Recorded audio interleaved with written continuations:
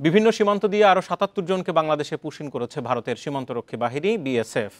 এর মধ্যে সিলেটে 53, সুনামগঞ্জে 17 ও লালমনিরহাটে আটক হয়েছে 7 জন।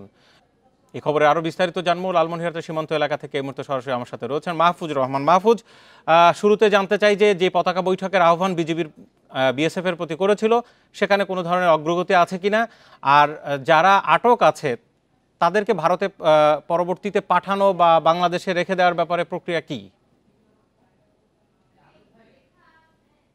বান্ডেল থাকলে প্রতি সেনমানিতে টাকা বাঁচবে। বিকাশ সেনমানি বান্ডেল কিনে জিতুন প্রতি লেনদেনে।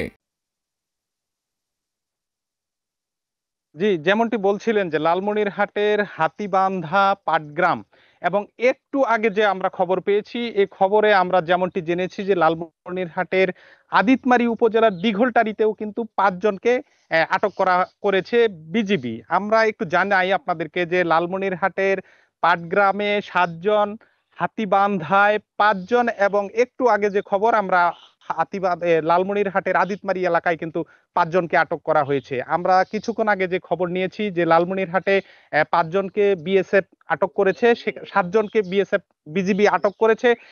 সেখানে কিন্তু পতাকা বৈঠকের জন্য বিজিবি বিএসএফ কে সাড়া দিলেও এখন পর্যন্ত কোনো সাড়া পায়নি। আমরা সেখানে যে দেখেছি যে ভারতের অভ্যন্তর থেকে আসামের নাগরিক 7 জনকে কিন্তু বাংলাদেশের অভ্যন্তরে ঠেলে দেওয়ার চেষ্টা করে বিএসএফ। পরবর্তীতে কিন্তু স্থানীয়রা জেনে এবং তাদেরকে আটক করে বিজিবিকে খবর দেওয়া হলে বিজিবি তাদেরকে কিন্তু ভারতের অভ্যন্তরেই পুশ ব্যাক করে দিয়েছে এবং কোনোভাবেই তাদেরকে বাংলাদেশের অভ্যন্তরে প্রবেশ করতে দেওয়া হবে না বলে কিন্তু বিজিবি সতর্ক অবস্থায় রয়েছে। তারা বিজিবির পাশাপাশি কিন্তু স্থানীয়রাও সতর্ক অবস্থায় রয়েছে যে তাদেরকে কোনোভাবেই বাংলাদেশের অভ্যন্তরে প্রবেশ করতে দেওয়া যাবে না। এবং একটু আগে আমরা যেটি খবর পেয়েছি যে হাতিবান্ধায়ও 5 জনকে কিন্তু পুশিন করার চেষ্টা করেছিল বিএসএফ, সেক্ষেত্রেও তারা কিন্তু ব্যর্থ হয়েছে। পরবর্তীতে তাদের যে নাগরিক আসামের বাসিন্দা যারা, তাদেরকে কিন্তু ভারতের সেটি হচ্ছে আপনি বলছিলেন যে এর আগেও আমরা অন্য সীমান্তে একই খবর পেয়েছি যে ভারতীয়দেরকে বাংলাদেশে ঠেলে দেওয়া হচ্ছে, পুশিন করা হচ্ছে। মানে ভারতীয় জানার পরেও কেন বাংলাদেশে ঢুকিয়ে দিচ্ছে বিএসএফ? বিএসএফ এর পক্ষ থেকে এখন পর্যন্ত কোনো সাড়া দেওয়া হয়নি। তবে তারা বিজিবির পক্ষ থেকে যথেষ্ট যোগাযোগ করার চেষ্টা করা হচ্ছে। তারা বলছেন যে তাদের যে নাগরিক আছে তাদের নাগরিককে তাদের দেশের অভ্যন্তরে নিয়ে যেতে কিন্তু বিএসএফ এখন পর্যন্ত সাড়া দেয়নি। পুশিন করা যাদেরকে হয়েছিল তারা কিন্তু এখনো সীমান্তে অবস্থান করছে, সীমান্তের যে ভারতের অভ্যন্তরে অবস্থান করছে এবং সীমান্ত এলাকায় কিন্তু বিজিবি যথেষ্ট নিরাপত্তা ব্যবস্থা জোরদার করেছে। তারা বলছেন যে কোনোভাবেই বাংলাদেশের অভ্যন্তরে তাদেরকে প্রবেশ করতে দেওয়া হবে না। আমরা কিছুক্ষণ আগে 15 বিজিবির সিইও লেফটেন্যান্ট কর্নেল মাসুম মেহেদির সাথে আমরা কিছুক্ষণ আগে কথা বলেছি, মেহেদি ইমামের সাথে।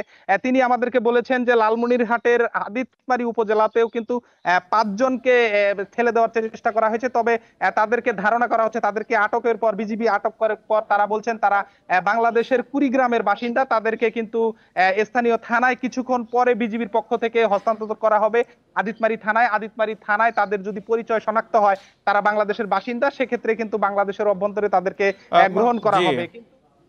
মাহফুজ, ধন্যবাদ আপনাকে। তার মানে লালমনিরহাটে আজকে সারাদিনে 7, 5 এবং আরো 5 জন বা মোট 17 জনকে আসলে এখন পর্যন্ত পুশিন করা হয়েছে ভারত থেকে।